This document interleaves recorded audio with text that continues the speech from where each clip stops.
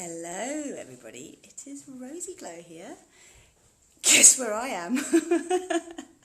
I'm actually in Amsterdam again this summer. The only place I've been other than Brighton has been Amsterdam, and this has really made me laugh because this is the city of debauchery. You know, there are lots of reasons people come to Amsterdam, but mainly it's to let loose. And I came here with my best friend, and now I'm here with another very dear friend who's made me a very special gift, which is this phenomenal apartment. I'm going to have to take you through this apartment, but if you can see the view, we've got a canal view here. Check it out. It is like literally a luxury, phenomenal apartment.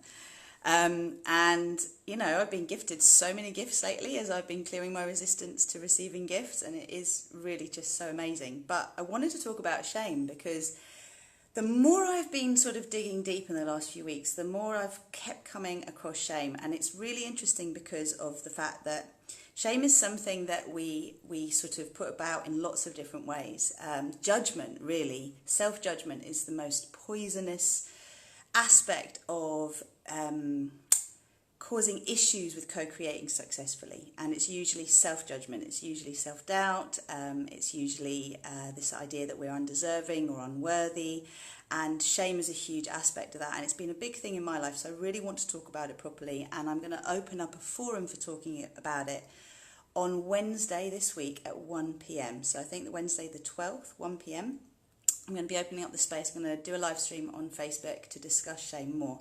And I'd really love to know in the meantime who your childhood hero was, because, will I admit it now? I'll let you know who my childhood hero is still to this day, and I still massively admire her for lots of reasons, but I've fallen out of love with her many times. However, like, the lessons keep being learned, and I'll explain why on Wednesday.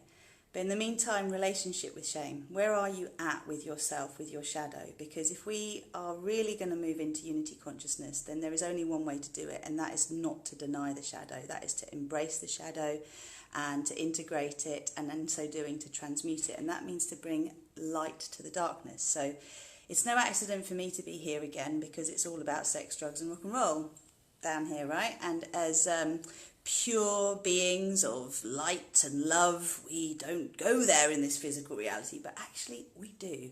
We're fully fledged human flesh as well as soul light, and being able to be at peace with all of our being, we're multifaceted beings, is really important to be able to move into ascension, to be able to ascend into 5D consciousness, which I'll talk a little bit more about on Wednesday as well.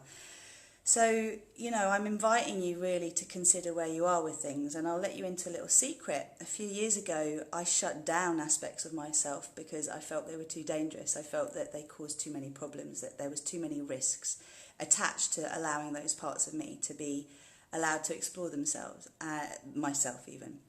And looking on it again 4 years later, I realised that actually in shutting something down, really, you never really let it go. It doesn't ever go from having power over you, because it's there in a corner somewhere. It's like in the back of the cupboard that you don't want to deal with. But in bringing it into the light, in allowing yourself to explore it with safe boundaries, then you get to be able to integrate those aspects of your being and to therefore move to another level within yourself. So it's kind of like, I don't really play computer games, but you know when you get to another level because you've got all the points that you needed to on the level before, and you've learnt the lesson there, and maybe you've died a few times, you've got there to get to the point to then transmute to the next level, and that's what we're doing. So I really want to have some open and frank discussions about shame with you, and to also ask the question, how much does shame hold you back? How much do you fear people knowing who you really are, or who you think you really are? Because if they knew this about you or that about you, they'd be horrified, and they'd lose all faith and trust in you, and that would be that. You know what? Everybody feels like that. Everybody. And the only way we're really ever going to move into unity consciousness if we can be transparent and naked. That doesn't mean we have to air our dirty laundry to everybody. It just means we are at peace with ourselves for all we've been through.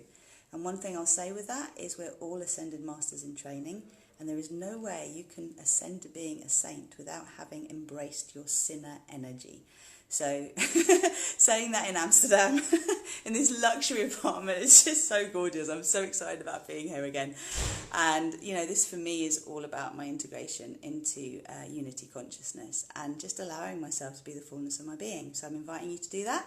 Please tune in with me at 1 p.m. on Wednesday on Rosie Kalliabetsos. Actually, I think it'll be on Rosie Glow Rosie Glow, what's it called? FaceTime, that's it. No, it's not even, it's live stream, that's it. I've forgotten already, the sun's really in my face.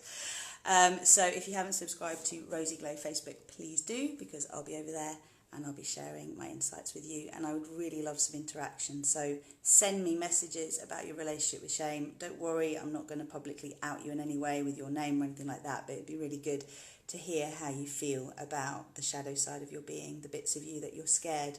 If people knew about, that they would actually turn from you, they'd reject you, they'd abandon you, they'd betray you. We all have this going on, and it is time to bring light and love to it. That's how we are going to move into the next space, and that is what I'm here to support you to do. So for now, lots of love from Amsterdam, and I'll see you on Wednesday. In the meantime, Sunday evening, 6:30 p.m, we have a new moon meditation I'm hosting on the YouTube channel, Rosie Glow YouTube channel. So if you haven't subscribed to that yet, please do. I'll see you there for one really awesome new moon meditation. Take care for now. Lots of love. Thank you, Ingrid. Lovely to see you. Namaste.